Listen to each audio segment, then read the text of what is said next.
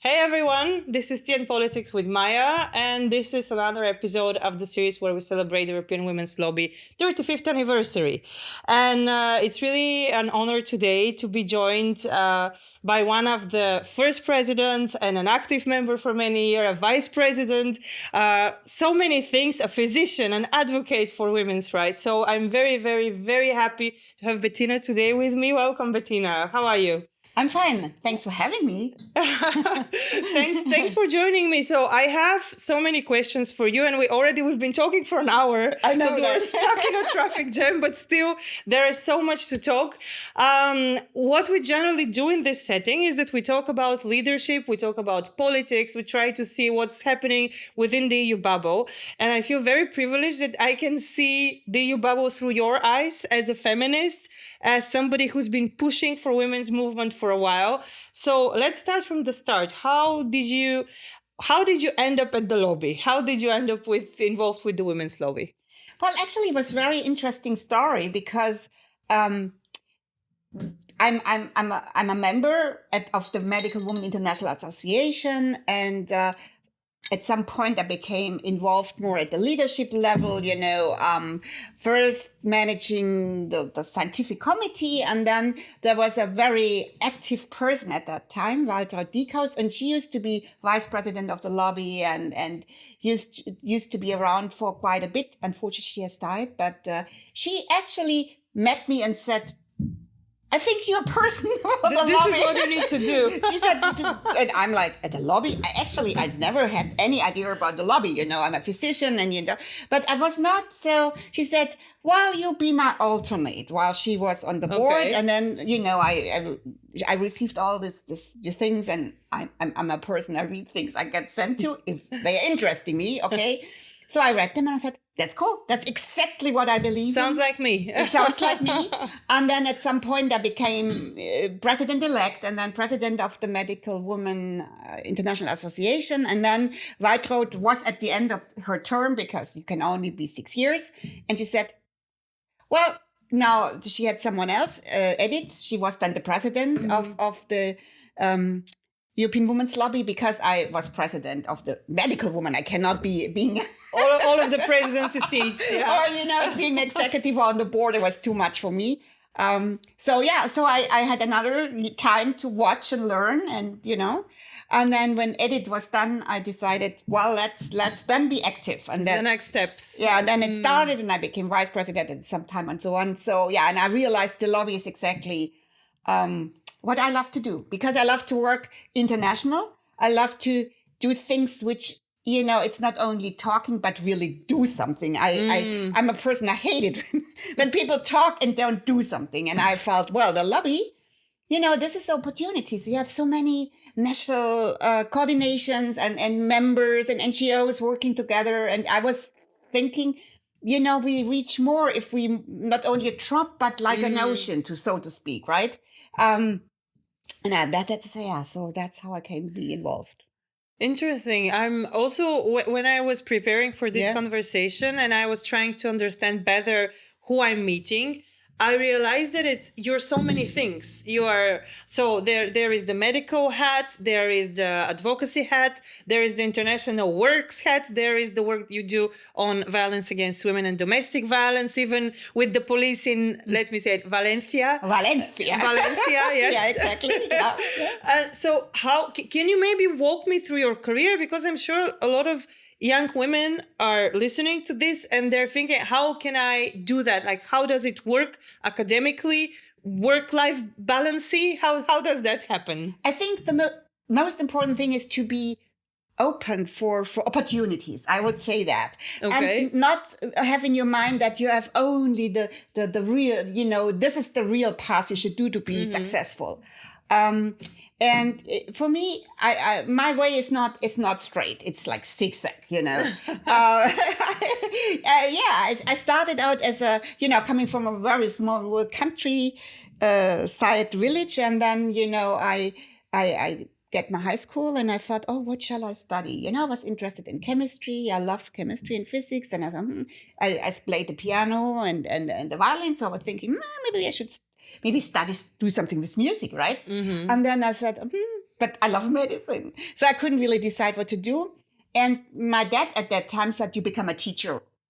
And I'm like, no, I don't want to be a teacher. I said, not yet. And no, because this is at that time, was what people expected a woman to be at that time. So I was stubborn. I'm afraid I was I stubborn. could see that even now. Oh gosh. And I said, no, I'm going to study chemistry. And I'm like, what? You're going to study chemistry, and all things chemistry. But I said, yeah. And I really went to university town, which is like 5 hours away. So nobody had the idea would come every weekend and so on. So, and I really realized that I love natural science. However, I also sensed that the patriarchy, it was there very strong, right? Especially in the scientific fields, you could see it. And at that time, I remember, we were like 6 women or 7, at that time, and many other, the other students were male. And I learned the first time that it matters what sex I had. Because my professor, I still recall that day, we had exams in organic chemistry, and, it would question everyone. Everybody hated him because he was so strict. And at least he told me after the exam that he believes I would be able to finish my degree, And was that supposed to be like words of encouragement in his head? No, I think it wasn't. Well, maybe it was. But anyway, so I'm a person. I'm getting better when I'm challenged. If people don't think I make it, then I think, oh, wait, it's something. Let me show you. So let me prove you, or something like that. So anyway, and I finished, and I got my PhD in chemistry, and I got an award for my PhD thesis as first woman, and it's one of the highest awards of in chemistry. And when I got this, there was a ceremony in Dresden, somewhere in the east of Germany, and I met him again and said, yes, you told me I would finish my exam. It was like flashing, and I loved it. It was so wonderful. Anyway, and then I went, I got interested how solid materials were composed. And then I applied for postdocs at that time when I got my PhDs. And then I went to Boston, to the Harvard Medical School lab, and they examined biomaterials. And then it happened by chance that they looked at silicone implants and how they age. And became my next thing I love to work on. And I studied the aging of this material in the body. And I could show that silicone diffused into the liver of women who wore them. And so I got a little bit awarded for that work. And I developed a method how you can measure silicone in the liver in women. Oh, wow. And so I came back and I did some other degree in Germany. It's called habilitation. It's sort of a super doctor. You write another thesis. And for this work, it was by magnetic resonance imaging. I won another award as first woman ever. It was the Rankin Award. It was really good. So I got that one.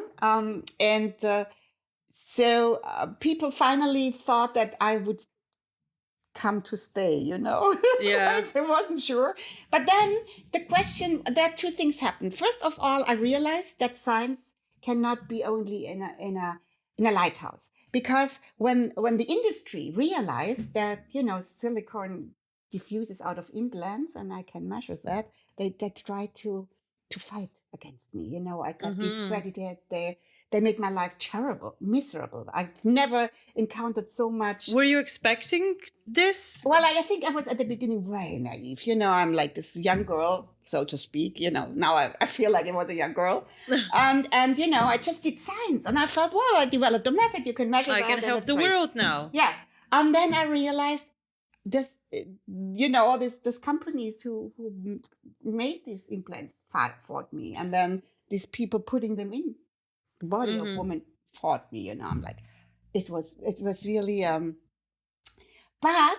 And then I realized that I'm a person that likes to fight for women. So I said, oh, I don't give in. So I was like, I stuck in there and I wrote, and then there was some processes of court. I went to court, and then these results, of course, were part of the evidence that silicone leaked out, and stuff like that. So it was used. And I was really fighting for women. And I didn't give up, even though the pressure was amazing. And sometimes I was so stressed. Wherever I went and presented it, I got and they called my work and sent terrible faxes and so on. But yeah, anyway. But like I said, I told you before, I'm a person when I'm challenged, I'm like, yes, Let's go. and see, let's go. And then and then what happened next? Well, then people ask me what happens if with a silicone which leaks out of implants, right? Does it stay in the body forever? Does it? No, I said, I don't know. And I realized nobody knew. And yeah, so and When was that? What year was that? oh, I think it was like 20 years ago or something. Mm-hmm. And then I said, okay, I think I have to understand what the body does with stuff like silicone, right? So how the body works with biomaterials and how they are degraded and stuff. So I felt, okay, I need to study a bit of medicine, but I just wanted to do the theory, you know, how foreign, body, like rubber or something else, biomaterials get degraded and stuff like that. However, they said, well, I guess you can't do it. We usually don't accept people. You have to study. You have to be a student. And I'm like, okay. So I went to med school and worked at the same time because I had a full position then already at the hospital. And doing MR imaging, I did all this stuff. I'm working in the clinic of radiology. So, so I did. So anyway, so that was really amazing. And then I studied medicine. I understood much better what happened with the things in the body. I could say something. I published paper on this in the medical side. And then I realized I love medicine. I love it. I love people. I don't want to only measure it. I want to, and then I finally, I think one of my strengths is not only measuring, but also communicating. And that when I have, so. I think it's also very important for a doctor to truly love humanity and humans. And I think that's what I do. So I could explain, and I had a lot of patients which had breast cancer and they had these implants and, so I did many studies also, music therapy and with breast cancer survivors and so on. So I really felt that is what I love to do. So work with patients and not only do studies to get a degree or become a professor. I really needed to be interested and felt it was necessary or was at least useful, right? So your curiosity is a driving force for always. And then I realized I have to become a professor, otherwise I can't choose my topics, right? No, I've never planned to become a professor at first. It just happened. I published my paper. It just happened. That's the cutest explanation of why did you become a professor. It happened. No, well, of course, I published a lot of stuff and I got many awards and so on. That is just true. But I think at the same time, I've never chosen my topic because I thought that's hot topic in the sense, you will be the right topic to grow. I always choose the things which were never good. I mean, for then I went into the brain because I love the brain and I wanted to know if silicone also moves to the brain, right? So I learned how to scan the brain, and once you're in the brain, you're hooked on the brain. Now I don't do silicone implants anymore. Now I'm just a brain researcher. And then I come to the next step. When I measured the brain chemistry, I'll never leave that field. I realized when you look at some chemicals in the brain, and then try to find out if there is any correlation between verbal intelligent measures and some brain chemical. I realized that men and women differ. So for women, only the method I used, you can go to certain locations. You can say, well, measure here, and you can say measure it near the ears. And so I could show that it really differed. Language is processed males and females at different parts. There are exceptions, but so statistically different parts. And I'm like, okay. And I checked that there wasn't much in the literature, so I felt, okay. Another gap. So we now the gender and sex thing come up. And I worked a lot, or I do still work in sex and gender sensitive medicine. But it started from the brain, actually from the very beginning, silicone brain. But then that was my PhD thesis, was on this sex and the sex differences in the brain and language that I got my PhD in medicine on. It's really interesting that you have jumped from every step you would see on your staircase and just explore the hell out of it. Yeah, that's what I meant. I got the zigzag. So, everything. And then, I worked on and then, but I have to say, this is not a hot topic. It was not a hot topic. Sex and gender sensitive medicine. And then, I became professor at some point, and the research group I founded then was called Cognition and Gender. And the boss of the radiology department at that time said, "Are you sure you want to have gender?" There, and I said, I'm absolutely convinced. It should be. It should be there. And he's like, okay, so we, but yeah, that's how it happened. So then I was then, and then I figure, when people are not only brain, so I have to look at the whole body and environment. Yeah. And then we moved on, and so of course, and then, when you start working and sex and gender sensitive medicine, it was not popular. Now it's really popular. But when I started, I was really one of the pioneers, even, in Germany, because there are only a few who had been so stubborn to really not leave a field which seemed not hopeless, to get grants. I didn't get any grants at first. It's really difficult. So, and then for some reason, there was a guy in the police academy in Münster, and he looked for some physician who would be willing enough to be on an EU project. It was intersectoral communication and collaboration in domestic violence. And then he heard that there's some women, they know in the medical field. I can see how your reputation would travel around Mr. Yeah, I said, she might be she might be willing to go with. She's the one. With only police guys. And everybody I said, they said, "You're insane."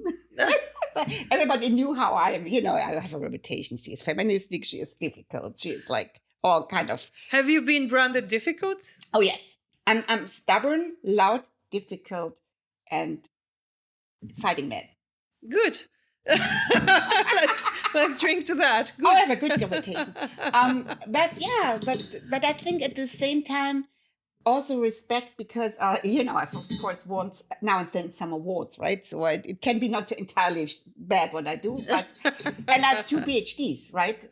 That's one in natural science and in chemistry. But I think that's how it happened. And then I started, and I feel domestic violence is just part of sex and gender sensitive medicine, because violence makes women, because they're mostly affected, but of course everyone ill, right? And when someone gets ill by something they experience, it's something I have to fight and tackle and to prevent. And that's how I got really, really interested to work in this field. Now I'm actually doing a lot of work in domestic violence. So, but you see, a lot of people would just start with one thing and they do it their entire life, right? I'm like, this. But it's always, as you can see, always like having women in the focus. Yeah. It started out with the silicone implant, and I studied just medicine to understand what happened with silicone in the body, and then of course it ended somewhere else. So it's always like women, and sex and gender sensitive medicine also is actually good for women if you look at it, because if you don't consider women as I would say as important part. And how their body function and all the diseases they have, they're under research and underfunded, of course. They are disadvantaged. So this is for me a motivation. So I think I do always things to work on things where I think women are disadvantaged. I was thinking of something now and listening to you, and we'll go towards the medical gap when it comes to women, because I'm very interested in that. But I was just thinking, I was reading about archaeological finds throughout Europe, and how for many years, for decades, archaeologists thought that the only skeletons they would find in ruins were actually men or smaller men. And then there became a time where they realized 40% of the skeletons of warriors they find are not smaller men, they're women. Yeah. And they have different bone structure, but nobody was looking at that. They were just thinking it just should be men fighting there. It's just the warriors should be men. And I was thinking that this concept of women are smaller men, I've seen doctors behave like that. And Yeah, but that is the problem. That really makes me furious if I encounter that. And even I when you look at medical education books, honestly, I mean, 50% of all patients are female, believe it or not, right? But if you look at this textbooks, even on an anatomy, I would say most of them, even the pictures they show, are young men. So it's still, this is what even med students learn as normal. Yeah. And this is a problem. Because the women's body is sexualized. Yeah, and also what I think it's all even worse, they show organs which are only male, but female have a smaller kidneys, their liver function differently. But if you don't understand that and don't have this in mind, and this is the problem, I would say we have really a bias. We do. And this is a problem. So I'm fighting that too. Wow, we should fight this, I think, systematically. With some of my background, I encountered a lot of biases when it comes to, for example, how we diagnose autism and what happens between boys and girls and the diagnostic process. And it was really interesting for me to read. There was a lot of work also done throughout the years, and why all of the autism in girls is late diagnosis. It's because nobody's really diagnosing them properly. And I think that for a lot of conditions, we can more or less go through the same. Yes. And like even standards. And the problem is also what is normal anyway. Yeah. And it's finally we understand that drugs work differently. And if you use the same doses, women, it's known, suffer more side effects. And I'm actually happy it's now changed a bit. In Germany, it has become now, I would say people are more interested. I see that because now I really have the chance to speak at good talk shows. Not like, it's like we don't talk about the trashy ones, but real serious ones. Or like they have like private practice, and it comes in one of our public TV shows, and I can talk about drugs and and things. So I think we're now getting in the mainstream, which is brilliant, and I'm able to really present facts, and this is good. So I think there's some change. However, now coming back to the world scene, oh my God, and now we have Trump, and so, it's really affecting science on this, because like Germany and Austria and Switzerland, they're really like behind that. We've not been good with gender and sex stuff, believe me, and then, there was US, and they had all this work done. And the National Institute of Health, they were pretty early. They requested researchers to include sex and gender in their research design, when Germany still was saying, oh, we have only one sex, It's male.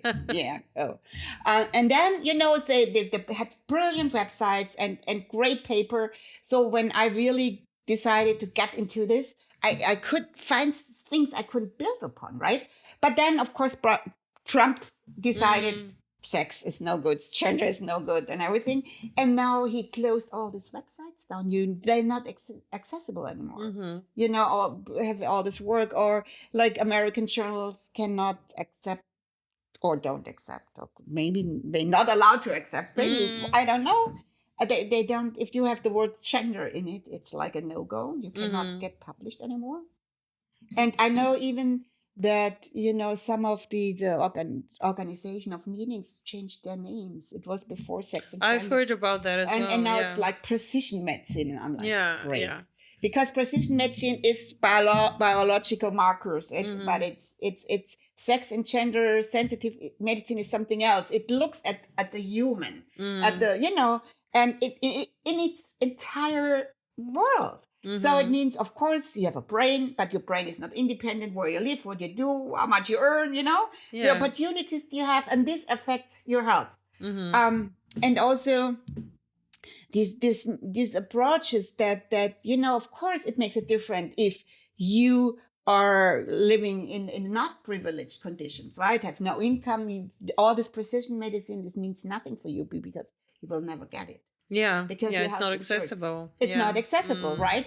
So I mean, I don't think I'm so a strong believer that we should work on prevention, right? Like like That's it, the ideal world. We should be working on yeah, but prevention it's the and not. same. Yeah, but it's the same of preventing wars. It's too late if the war's there with the damages. Yeah. And it's the same. And of course, I think for a human being individually, it's the same problem. Once you're really seriously sick and you're not treated properly because all the drugs have not been tested on women, but it has been tested in young men, it's a problem, right? Yeah. So, and I think I'm really trying to work on that and to make people aware that we are not living in a bubble. So that our body is, experience every day what opportunities we have, and what job do we have, and things like this. And this is a new way of thinking, I guess, because you have to think in different sectors. I'm working also with psychologists. I'm working with sociologists. I'm working with many different specialities together, like this intersector working. I love, but it's very rare in medicine. But if you do sex and gender sensitive medicine, you have to. Otherwise, you don't understand well. And inequality, and it's known to be a major factor affecting negatively women's health. For instance, they're more prone to depression and anxiety and everything if they have no good income, if they don't make enough money, if they live in patriarchal situations, and it's known. But it affects, yeah, but the thing is, it's okay it's important to do track design. Of course, I'm not against it, but I think you should work on everything, and you could really reduce quite a few of the risk factors which will have a negative impact. I think that it's also that we've lived so long in the way that this medical gap exists, and the sex and gender medicine is not really there. But no, it's not. It's actually not even new. It's really amazing. I do a lot of work in pain, because of course 70% of all chronic pain conditions do women have, right? So it's really a severe condition, but it's totally under researched, of course, and underfunded. But even 300 years ago already, there was a sex and gender sensitive pain medicine. However, really, women, women are very prone to pain. They're really sensitive. However, thank God, women can tolerate it pretty well. And also, women are the ones who exaggerate all the time, to talk all the time. Of course, right? Because we're too emotional. So, right. And men, they never talk. And when men talk about pain, it must be terrible. And then I love to read I love to read these old books, about medical history. And there was one surgeon, and he loved to publish description of surgeries, right?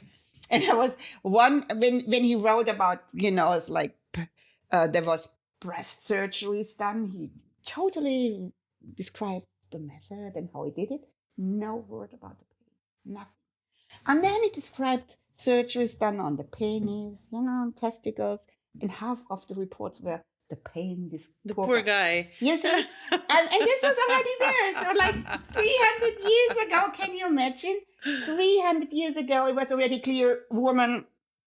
They have they tolerate it. They can tolerate well when they speak. It's totally exaggerated. So over the centuries, it was sort of tradited that women are like exaggerating, over emotional, and exaggerating. And then men. And this is actually, it was a very interesting scientific report. It's like they looked at records of emergency rooms, right? And they checked, what was the cause? These guys came and so on. And what they found was that when a man came with pain, he got like half an hour earlier some pain relief. And women had to wait much longer to have their pain relieved, or they recommended to her, maybe if she ever thought of some psychological treatment. Oh God. Gosh.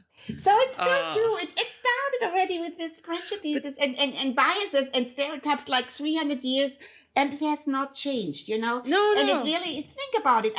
I think about it. You go to emergency room because you have really pain, and they give you an aspirin. yeah, because of it. Oh, and this guy says, "Oh, I'm so much pain. I want some painkiller." Yes. But no, oh my God, this poor guy. The first time I realized there This is is an amazing. actual problem with how, like, I think in some contexts, it's okay for women to suffer because this is how it should be. And I think that this was to me very unclear when I was pregnant with my first son. And I went and I asked for an epidural. There was like open days in the hospital. And this was 15 years ago in Bulgaria. So epidural was not very common. And I did my homework. I knew I could ask for it. And I said, I want to have the epidural because I'm 24. I'm terrified of birth.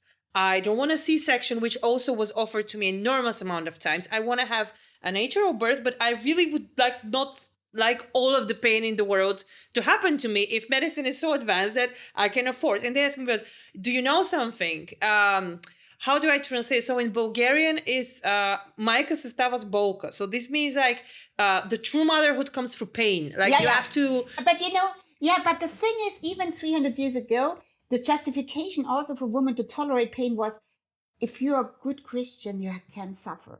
It was like, it came, it comes to this religious, somehow, I don't know, transformation of pain into being a good Christian. You could be a good Christian and a good mother and like suffer less with it. I think this is why. But I just always wondered when I read, but why it's unimportant for men to be a good Christian,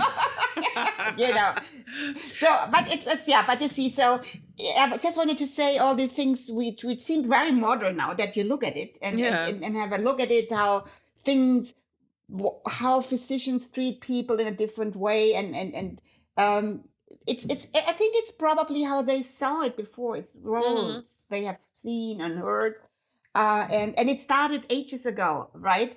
I mean, there's also another disease. It's called hysteria. I don't know if you heard about it. And it's a disease only women had. Yeah, no man. I've never. Of course we did. and now we know it's a neurology guy.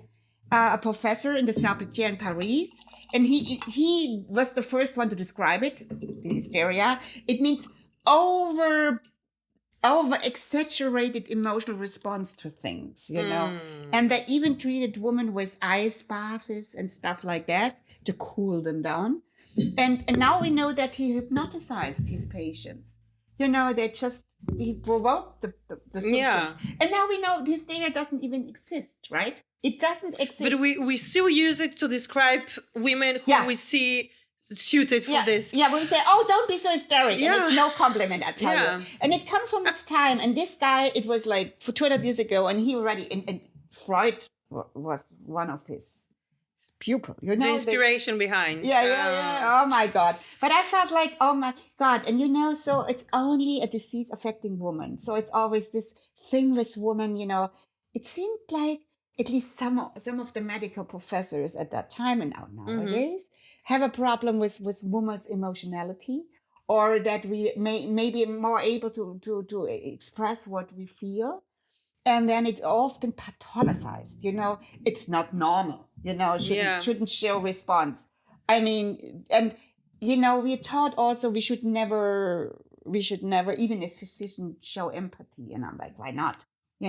But it's because, it's like this, you need to be professional. And half got. So, But to me, being a good physician is also like professionally, you need to be empathetic if somebody's suffering. Yeah. You don't need to like hug them if you don't feel like it. Empathy is different. Yeah, I know. I don't mean hugging, but I mean empathic. And but it should be honest. I mean, I think for me, I'm a person.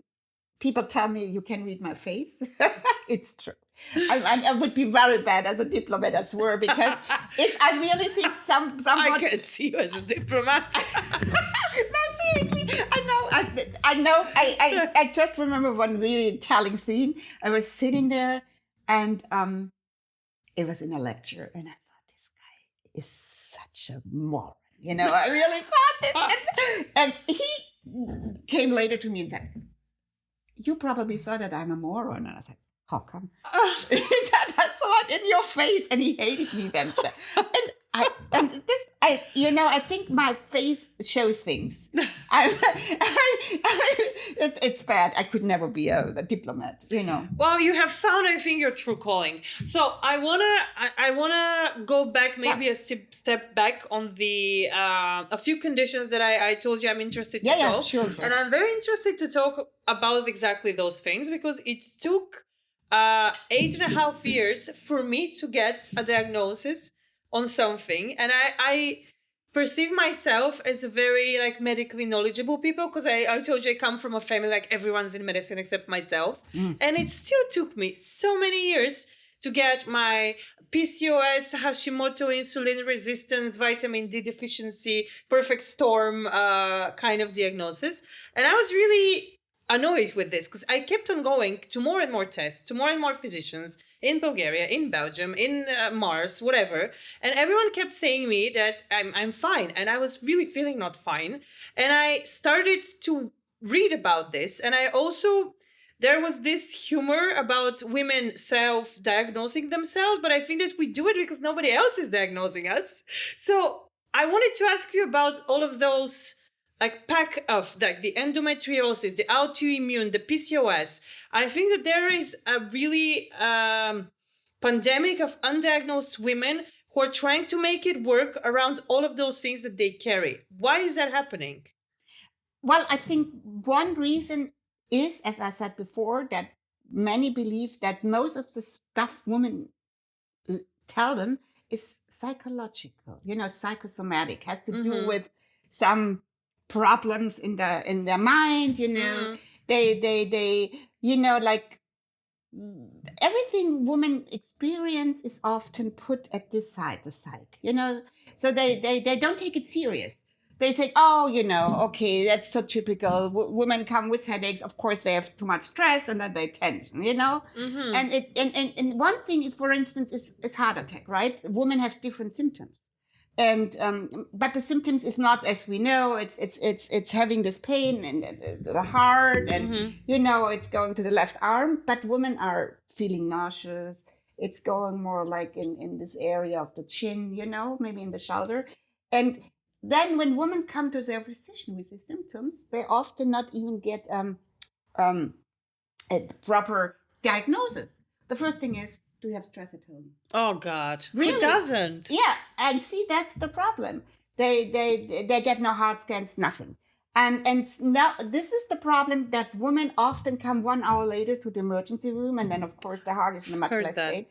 Yeah, and this is the reason, because it's oh my God, it's stressed out. Or when you say, oh, I have these cramps, when I have my menopause, I have these cramps, I hardly can handle that. She probably doesn't want to be a woman, or she has some problems with her sexuality. Seriously, I think many things women experience is put at this special, thing. It has to be somehow, it's something's wrong with her in her mind, it's like this always this. It's not taken serious enough. Because they don't get, I feel, often not the right diagnosis path you would do for a man. As a man comes and says, oh gosh, having this cramps all the time, just think. Yeah. I'm sure he would get all this diagnosis done pretty fast, And this is, I think that is the problem, that first of all, when women come with pain, first thing they get offered painkiller, maybe, but not the right one, just a tiny little bit. Yeah. And they say, have you thought about getting some counseling? I'm like, oh my God, really? And I think this happens a lot to women, and it rarely happens to men. Or maybe she's depressed. I'm sure, it's like the other thing. Oh, when she has all these problems, and maybe she gets so agitated or nervous, maybe she has anxiety disorder, right? Yeah. It's putting all into the mental field. And I think of course you should take this into consideration, but not as first thing. And for women, I mean, it is the ultimate answer. It's the ultimate answer. They get counseling, they get maybe, if they're lucky, some painkillers, but it doesn't go away, right? Yeah. And then with patients come and say, well, I think you should look into this and that because I read some. Yeah. And then they get they get annoyed. Oh my God, I had this patient again, she knows She's everything. Googling She it. has never studied medicine, but she knows better than I am, what she has. No, but that also feels very awkward for the patient because I do have enormous respect for doctors. And to me too. it was very difficult to go to a doctor and give them a list of things and be like, I have this, I'm not crazy. Can you please look at that? And I need those hormone tested for me. And I don't know any of those things. And I did read them online, but they made sense. Yeah. And I was right. But then I'm not like, in a way, I was happy I was right. But then I was like, why didn't you study for me? What were you studying in university for? Like, I exist. Why wouldn't you be able to diagnose me? That was my question all the time. But I guess, because the human female body is not the same. Yeah. The male. And so I'm very happy, at least at my university now, sex and gender sensitive medicine is taught. And, students are really much more understandable about the differences, and they do care.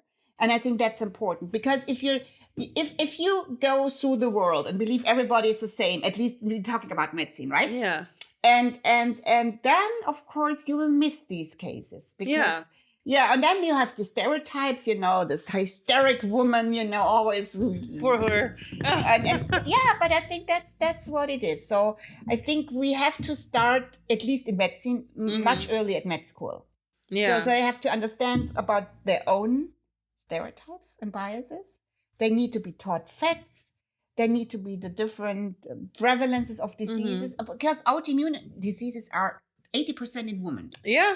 So it's absolute. I mean, this is one. If I were to treat patients in a private practice, the first thing for women, I would look for autoimmune disease, seriously, because 80% of women have autoimmune diseases. And then, of course, this is the one they have the most, and the second the most, and so on and so on. So, for me, this is the first thing I would do, right? Because I know they have it. 80% is a lot, right? Maybe they don't know, but that's there. Well, I guess I have to be, one has to be honest, they have not been taught that stuff, right? Yeah. But they could, of course, read it if they would read, but everybody's so busy. But I guess that's very important. What I think what is very important in medicine is that you really think what is the most likely diagnosis. I'm in radiology too, right? So, but if I have a woman with certain symptoms and I know it's autoimmune disease, 80% of women have that.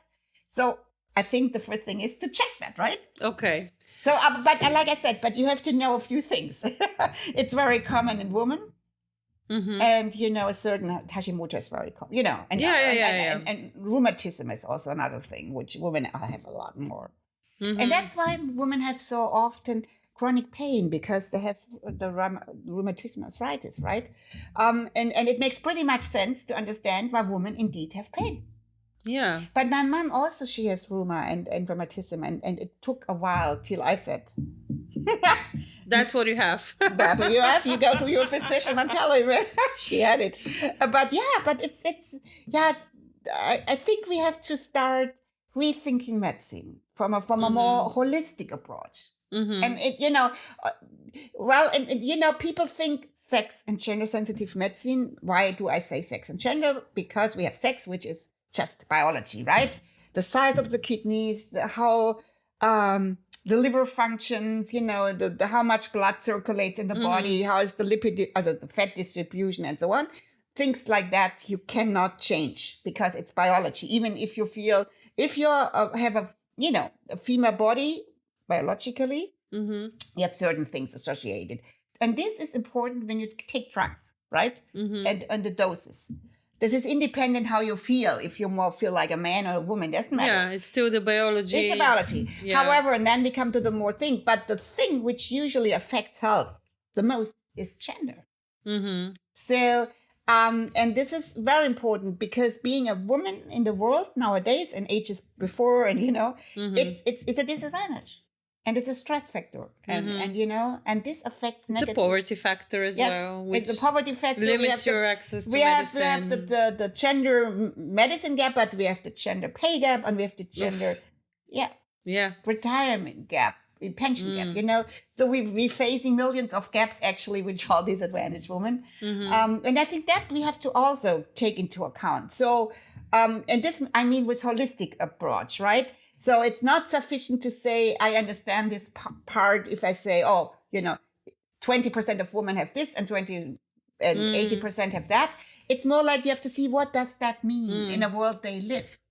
More like the anatomy is a starting point, but then you build upon everything. Yes. Okay. And I think that's very important. So that's how I look at medicine. So for me, it's very holistic. So, you know, sometimes I go, you know, street and said, okay, he has probably high blood pressure. I see it in the face. And then, you know, I see more. You scan. I scan and I think, okay, what can we do if I were his physician? Where could we work on and stuff like that? But I would work a lot on also the environmental factors.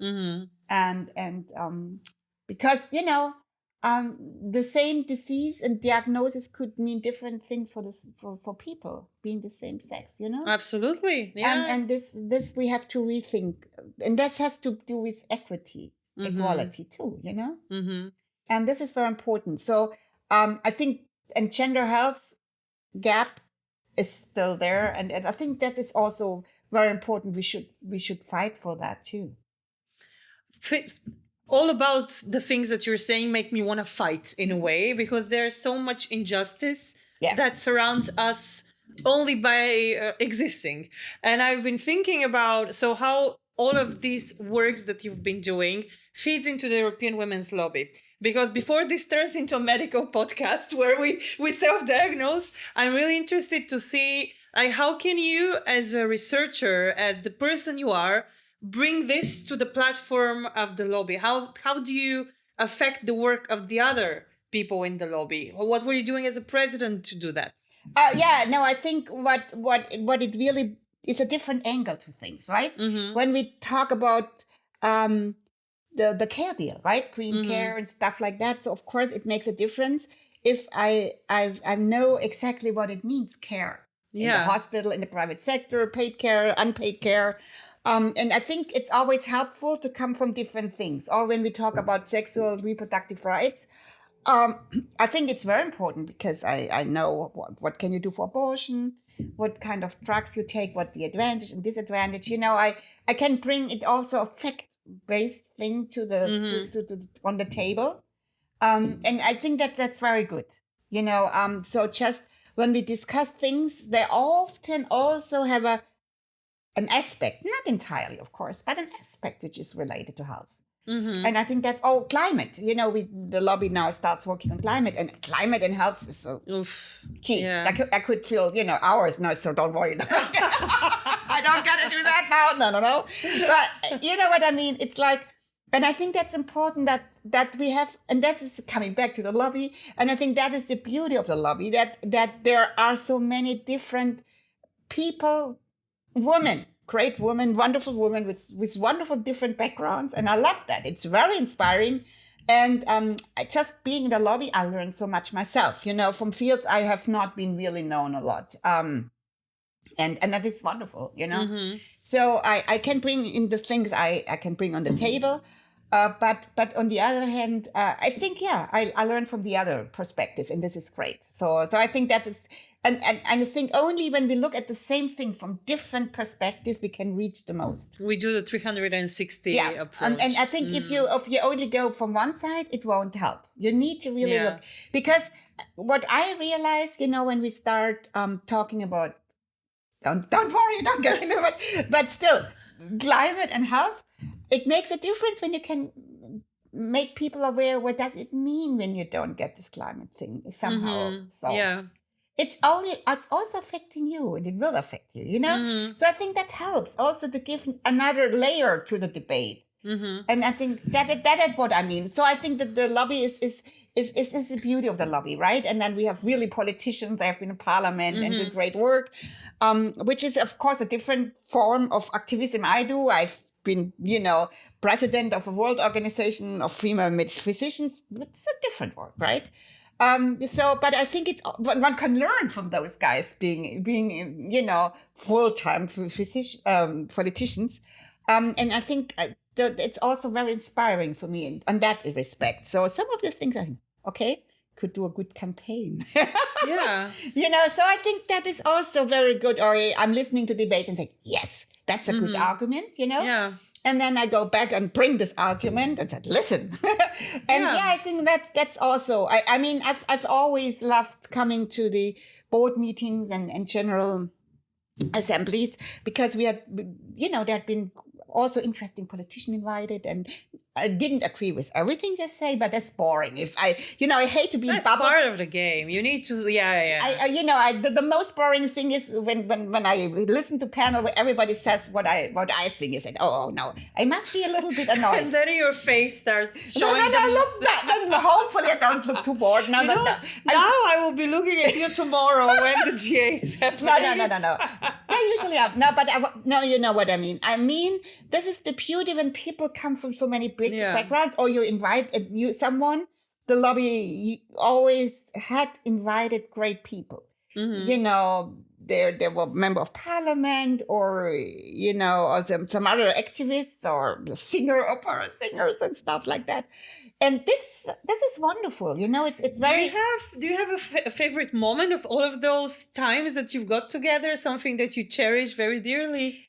Actually, I have to say, I have many moments. And this is really the nice thing. You just sit there and you start talking to someone you didn't know, and all of a sudden, you wonderful talk, Like now. Like now. Yeah. So I laugh, and as I go to bed and think, what a great evening, Or, we start in the middle of the night talking about, I don't know what, and usually very serious, ending it talking about sexual harassment. No, but it's really usually very nice and deep and very inspiring. Or, it's different moments, but I would say, I came every time home and was inspired, and I think that is, of course, Gloria Steinem was there once. Of course, she's an icon, and of course when she's give a talk, it's great, because I've never seen her, real. I've read her books and I thought she's great, but she was there and we had dinner later and I was like, oh, wow, and stuff like that, of course. Barbara Henrik, she was singing once and stuff like that, which I think, I think once I love that. We had an event in the European Parliament and we talked about the directive before the directive was put into place. And then I was moderating a panel when one of the rapporteurs was there and we had this debate about it, and I love that. So this was really amazing and interesting. So it's like a puzzle of different things. Yeah, but I wouldn't say it's a mixture, and I think that it's the beauty. Yeah. So I cannot say it's just this and that. So but I think this, of course, were highlights. But I have to say also the talks I had with many women, they're so interesting. This is the difference. Usually you go to places and sometimes you have a lucky streak and you meet interesting people, but it's not always. It's not a guarantee. Not a guarantee. And in particular, if you go sometimes one of your meetings, However, it has been different for the lobby. I have to say they're wonderful women. They have a really great life. And they have done many great things and they are amazing. And you think, oh my God, amazing. You feel so tiny in comparison, and think, oh my God, I don't do as much as they do, or I have not done nothing compared to them. So, you know what? Yeah. So it's great. So I really, really enjoy it. Yeah, I have to say. Can I ask you because what you're describing sounds very warm and very like the sense of community. I can feel it and I can see it. How do you think can we keep this in the next chapter, the next 35? Because 35 years is a lot. And this anniversary, obviously it's a celebration, but I think also it has to be used as a space for reflection of how do we do better, how do we do more, how we keep those values there. I personally think it's just personal, right? I think we need to be careful not to think that our opinions is always the right one, you know? So I think it's also a risk, of course, if people have done a lot and have been activists, and there are some topics, you know, people may think differently, and we have to, I think sometimes I felt it was very difficult to discuss them without getting too personal in a way and taking it in a personal way. And I think that we need to be able to keep that, you know, that we open, that we accept that someone has a different opinion than mine. And that's okay. And that's okay. Yeah. You know, I mean, of course, if it's not pro-choice. There is boundaries in there. there. The boundaries, you know, I cannot. I mean, this is difficult for me. My face would probably...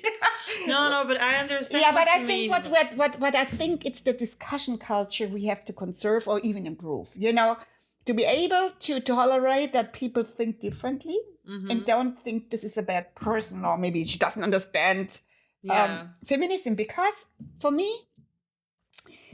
you know, this is sometimes a problem. You know, people think there's only one way of being a feminist, and I don't think it is like that. I agree with you. And I think that we need to be careful of, because if we are an organization with 2,000 NGOs, you know, with national coordinations and NGOs, there's always, of course, you know, different cultures, maybe language issues. It's not everybody speaks English that well, you know.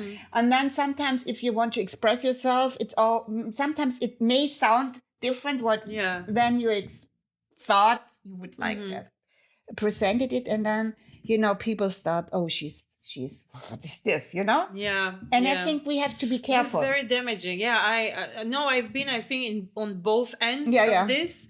And I recently discussed this in very long discussion with a friend of mine, and we severely disagree on one thing, which is a feminist hot topic where I'm really much pro, he's very much con. And then we were discussing, and we ended up to the conclusion that we cannot find people all the time to agree with us 100% on every single thing. And if you just burn bridges every time you meet somebody who will not be the exact right type of feminist that you want, you're going to end up alone. And also I have to, from my experience, it's also helpful if sometimes people is disagree, because then you should be able to go back to your own opinion and really get it sharper, you know, for you. So it helps also to reflect your own position.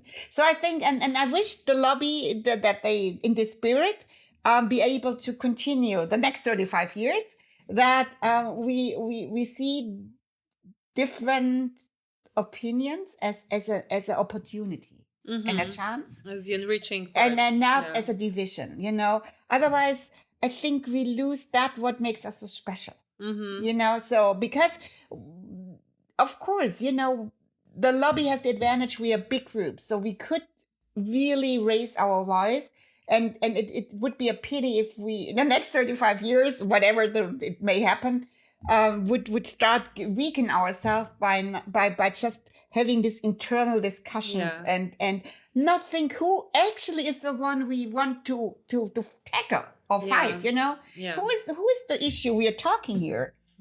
You know, because everybody there at coming to the lobby, you know, is nominated by the national coordination, is a woman who cares so much about other women, right? That's why they are there and want to devote their time.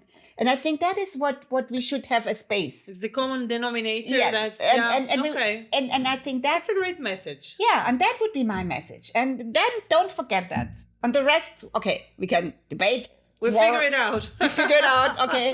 Yeah, and I think that we need to be alive. And alive is, for me, is that we be able to have these dialogues. And I think that is important, because otherwise everybody agrees, but everybody is weak, because we are not reflecting our positions again.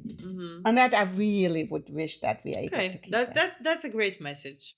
Okay, well, every conversation I have wraps up with two questions which are always the same.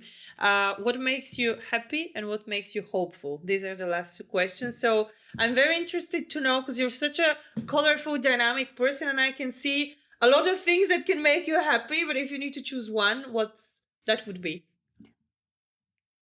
Having good conversation with nice people. Honestly, Okay. that makes me really happy. Okay, that's nice to hear. I hope this is one of the Absolutely. other happy conversations. It's one of my really good conversations. And what makes me hopeful? It makes me hopeful that we have organizations like the lobby, indeed, that we're able to bring together women who, I would say, aside all differences and cultural things and maybe opinions and backgrounds, that we still want to make the world better for women and help them to advance their goals, and also to support and protect them, and I think that makes me really hopeful. Oh, that's nice, and it makes me hopeful as well to be part of this whole transformative journey for the lobby, because I think it's really interesting what we are living in right now. These times are very challenging. Oh, they're challenging, and one can. There's a lot to do. Yeah, and I agree. I mean, I say I'm a positive, realistic person, right? It's not that. Yeah. I'm not. I mean, I see, as you know, I see things. I have to still do some work, right? It's not, but I'd never give up. I have to say, I can be on something I believe in for 10 years. I'm absolutely stubborn. If I think it's important, I don't give up. I mean, no. And my experience is, you may not have the biggest, success, but often I think the tiny little cuts in thick walls matter the most, because so you have one little tear and one little hole and so on, and this makes 10 years, right? But the hole is there, So I think one has not to give up just because it's not changing everything immediately. This is not real. Yeah. Consistency, I think we need to learn to like it somehow. Yeah, and I think, but I understand. Like I said, I'm an optimistic, positive, realist person, and I think that helps. Because if you're it's a gift. I mean, it's a personality trait. I cannot change that. I always was like this, right? And like I said before, if things are difficult, I get more stubborn. And I know many person give just up. It's good because it helps me through the hard time. Because I think, no way. I give up here, It's been such a pleasure to talk to you. Thank you so much for being the way that you are. That felt like a continuous traveling in the car conversation that we started. So thank you very much for being my guest. It was really interesting to hear more your thoughts and reflections about the lobby's journey. And I hope that this conversation will continue somehow in some form. Thank you, Maya. It was a pleasure. Yeah, like I said, it makes me happy. Same. Well, thank you as well for joining us today to this wonderful conversation with Bettina, former president of EWL. As I said, this is part of the series for the 35th anniversary of the lobby. And if you like this, you can like and subscribe to the channel. And there's 3 more episodes coming with interesting women from the network. And I hope that you get something away out of this and you decide to have a better day, a kinder day, and you enjoy it with the people around you. Thank you very much for being with us today. See you soon. Bye-bye.